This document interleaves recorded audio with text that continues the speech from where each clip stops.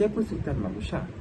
Sultan Mahmud Shah adalah putera kepada Sultan Alauddin Riayat Shah dan merupakan Sultan Melaka yang ke-8 dan yang terakhir. Baginda memerintah Melaka pada tahun 1488 sehingga 1511, dan sepanjang pemerintahan baginda mempunyai beberapa orang isteri. Yang pertama ialah Tun Kecil atau Tun Wati, iaitu puteri kepada Sultan Mahmud Shah dari Pahang. Isteri baginda yang kedua ialah Tun Teja, iaitu anak kepada Bendahara Pahang dan dikurniakan seorang anak yang bernama Raja Ahmad. Dan ketiga ialah puteri Orang Kening, iaitu puteri kepada Sultan Mansur Shah dari Kelantan dan dikurniakan seorang putera yang bernama Sultan Muzaffar Shah. Yang keempat ialah Tun Sabariah, iaitu anak kepada Laksmana Hang Tuah dan Tun Sedari dan dikurniakan seorang anak bernama Raja Dewi. Yang terakhir ialah Tun Fatimah atau lebih dikenali sebagai Tun Kudu, yang merupakan anak kepada Bendahara Tun Mutahir. Hasil daripada perkahwinan baginda dengan Tun Fatimah, mereka telah dikurniakan seorang anak, iaitu Tengku Alauddin Riayat Shah II. Okey, nak jadikan cerita zaman permulaan Kesultanan Melayu Melaka ni. Sebelum Sultan Mahmud Shah mewarisi takhta yang ditinggalkan oleh ayah mudanya yang telah mangkat pada tahun 1488, para Meswara merupakan individu pertama yang telah membina tamadun Melaka pada tahun 1400. Kemajuan Melaka dilihat melalui peredaran ajaran Islam di alam Melayu pada ketika itu, dengan disokong oleh pelabuhan Melaka yang juga pada ketika itu merupakan salah satu pusat tumpuan dagang pedagang-pedagang yang amat strategik yang telah berjaya menarik minat para pedagang untuk datang ke Melaka. Pedagang dari tanah Arab yang bernama Said Abdul Aziz telah datang ke Melaka untuk berdagang. Setelah menyebarkan ajaran Islam dan secara tidak langsung, para Meswara telah menerima ajaran Islam yang dibawa oleh beliau. Dan selepas memeluk agama Islam, para Meswara telah menukar nama yang berunsurkan agama Islam, iaitu Sultan Iskandar Shah.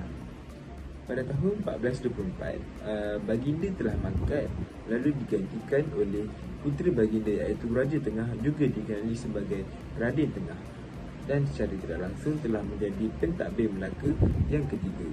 Kedatangan pedagang dari Arab yang membawa ajaran Islam menjadi faktor utama baginda menukar nama kepada Sultan Muhammad Shah.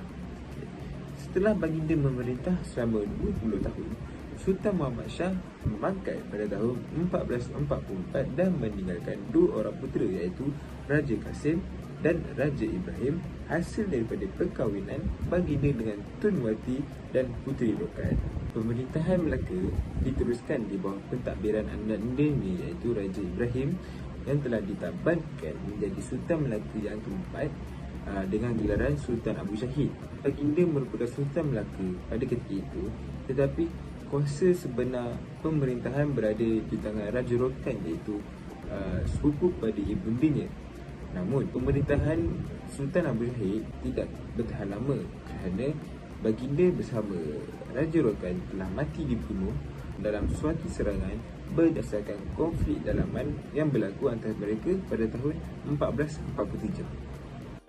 Faktor kepimpinan raja yang berwibawa, sistem pentadbiran yang cekap dan sistem perundangan yang tersusun. Ini merupakan faktor kegemilangan Kesultanan Melayu Melaka. Yang pertama adalah keturunan Raja Palembang. Pada zaman Kesultanan Melayu Melaka, raja ni berfungsi sebagai ketua pemerintah dan ketua kerajaan yang mempunyai kuasa yang tertinggi dekat dalam sistem perundangan. Raja diberi hak kuasa seperti itu sebab dia mempunyai keturunan Raja Palembang yang berdasarkan Sudaratus Salatin karangan Tun Sri Lanang atau lebih dikenali sebagai Sejarah Melayu. Surat keturunan anak Raja Palembang yang dikatakan bersusu galur daripada Iskandar Zulkarnain adalah daripada pemerintah Melaka. Dan ia juga mencatat bahawa raja itu umpama pohon dan rakyat adalah umpama akar. Ia bermakna mustahil pembentukan sesebuah negara itu tanpa ada sokongan oleh rakyatnya. Kesultanan Melayu Melaka merupakan bukti sesebuah peradaban yang menyaksikan kerjasama antara rakyat dan pemerintah. Itu yang kedua adalah peranan yang unggul. Raja ni mempunyai pelbagai peranan dalam sistem pemerintahan, iaitu menjadi simbol perpaduan dan kemakmuran, merupakan ketua angkatan tentera, mengetuai hubungan diplomatik, menyelaraskan kegiatan ekonomi, menjadi ketua agama Islam dan menegakkan keadilan. Faktor kegemilangan yang ketiga adalah sumber dan alat kebesaran. Kepemimpinan raja juga dikaitkan dengan konsep daulat dan derhaka serta pelbagai institusi kerajaan seperti adat istiadat dan alat kebesaran diraja. Daulat merupakan kuasa dan kewibawaan raja sebagai pemimpin. Rakyat mengakui kedaulatan raja dengan memberikan taat setia sepenuhnya dan tidak boleh mendahaka kepada raja. Cap mohon, keris, nobat, lembing dan mahkota merupakan alat kebesaran diraja. Alat kebesaran digunakan semasa upacara istiadat, pertabalan, perkahwinan dan kemakatan raja. Konsep daulat, adat istiadat dan alat kebesaran menjadikan raja ni mempunyai kedudukan yang tinggi dan istimewa. Hal ini mengukuhkan lagi kedudukan raja dalam sistem pemerintahan kerajaan Melaka. Faktor kegemilangan yang keempat adalah kewibawaan. Dalam teks Suladatul Salatin karangan Tun Sri Lanang, Kesultanan Melayu Melaka ni sangat terkenal dengan faktor kepimpinan raja yang sangat berwibawa. Beliau bersikap adil dan mengambil berat terhadap kebajikan rakyat. Hukum Kanun Melaka ni menetapkan bidang kuasa untuk raja ni memerintah. Keamanan dan kebajikan rakyat diutamakan oleh Sultan Mansur Shah dan Sultan Muzaffar Shah dalam memerintah. Sultan Alauddin Riayat Shah iaitu putera kepada Sultan Mansur Shah menasihati supaya bersikap adil terhadap rakyat jelata, menyiasat segala tuduhan dengan sangat teliti dan bekerjasama dengan pegawai-pegawainya. Faktor kegemilangan yang kelima adalah sistem pentadbiran yang sistematik. Kesultanan Melayu Melaka ni terkenal dengan sistem pembesar 4 lipatan. Ia disusuli dengan fungsi 4 pembesar utama yang sangat berfungsi, iaitu pembesar berempat, pembesar berlapan, pembesar 16 dan pembesar 32. Ia juga bukan sekadar isu pentadbiran tetapi pemahaman terhadap kerjasama atau hubungan dua hala antara pemerintah dengan pentadbir. Merupakan penyumbang yang sangat penting dalam pembentukan sesebuah negara yang berjaya. Perkembangan ilmu pada zaman Kesultanan Melayu Melaka telah meliputi pelbagai aspek dengan mengidentikan Melaka sebagai pencetus evolusinya, seperti bahasa Melayu sebagai bahasa lingkungan Fangka, adat istiadat penggunaan warna kuning oleh raja, bahasa istana dan seumpama dengannya, perkembangan, pemusatan dan penyebaran agama Islam, alat kebesaran, gelaran dan lain-lain adalah cerminan bangsa yang memiliki daya keintelektual. Okey, so tadi kita baru je merungkai mengenai zaman kegemilangan Kesultanan Melayu Melaka. Kini tiba giliran kita untuk merungkai di fasa terakhir iaitu zaman kejatuhan dan pengakhiran Kesultanan Melayu Melaka. Zaman kegemilangan Kesultanan Melayu Melaka berakhir apabila Portugis datang ke Melaka pada tahun 1511 dan ketika itulah bermulanya zaman kejatuhan Kesultanan Melayu Melaka. So, kalian mungkin tertanya-tanya kenapa kalau Portugis datang ke Melaka itu berlakunya zaman kejatuhan Melaka? Ini kerana apabila Portugis telah datang ke Melaka, itu petandanya bahawa ia akan berlakunya pertempuran ataupun serangan Portugis kepada Melaka. Tujuan ataupun motif Portugis datang ke Melaka pada tahun 1511. Okey, antara faktornya ataupun antara sebabnya, yang pertama disebabkan Portugis ingin menguasai perniagaan rempah ketika itu. Selain itu, Portugis juga ingin menyebarkan agama Kristian kerana pada ketika itu agama Islam sudah menapak ataupun sudah bertapak di Melaka. Apabila Portugis berjaya menghapuskan agama Islam dan pada masa yang sama juga dapat menyebarkan agama Kristian, secara serta-mertanya Portugis dapat menghapus penguasaan pedagang Islam. Okey, kalian mesti terfikir bahawa mungkin sekali je Portugis ni datang menyerang Melaka, tetapi sebenarnya sebanyak 3 kali Portugis ni datang menyerang Melaka. Yang pertama pada 24 Julai 1511, diikuti pada 10 Ogos 1511 dan yang terakhir pada 24 Ogos 1511. Okey, so kenapa sampai 3 kali Portugis menyerang Melaka? Ini kerana Melaka enggan menerima rundingan yang ditawarkan oleh Portugis.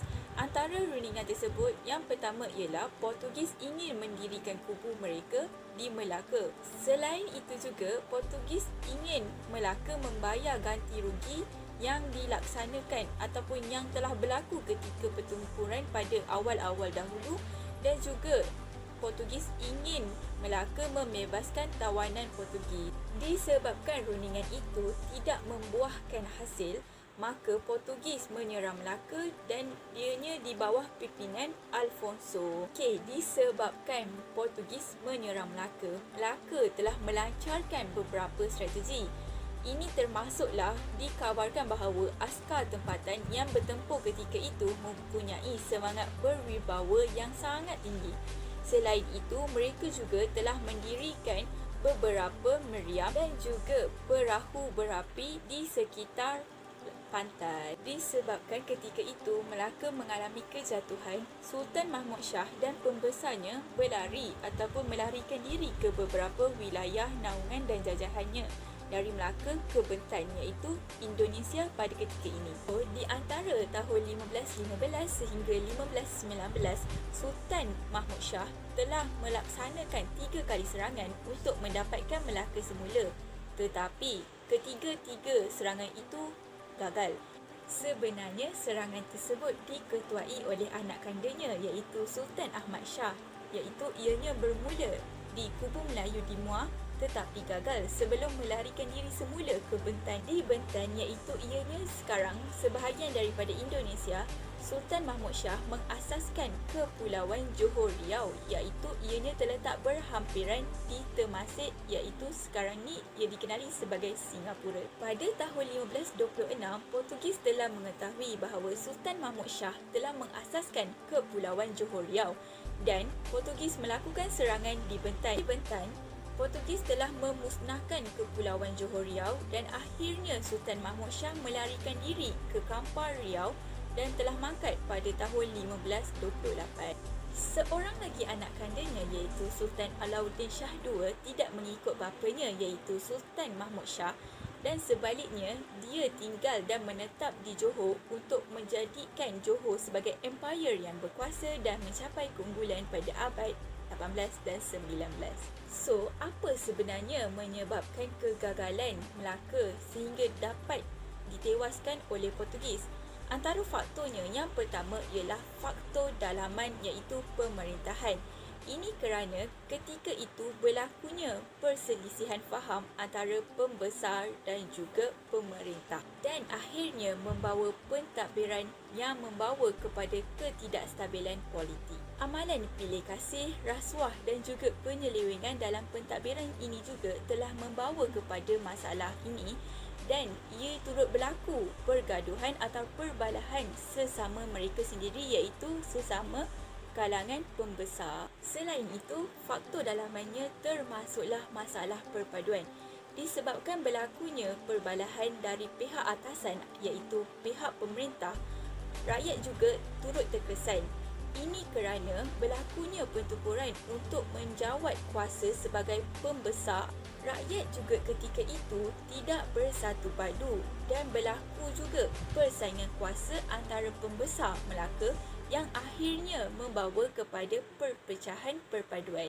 Warisan Kesultanan ini tidak putus malah berkesinambungan, diwarisi oleh negeri-negeri Melayu yang bukan sahaja di dalam negara, malah meliputi wilayah-wilayah lain di hampir seluruh Kepulauan Melayu. Ia diterapkan dalam nilai sesebuah negara yang merdeka hingga ke hari ini.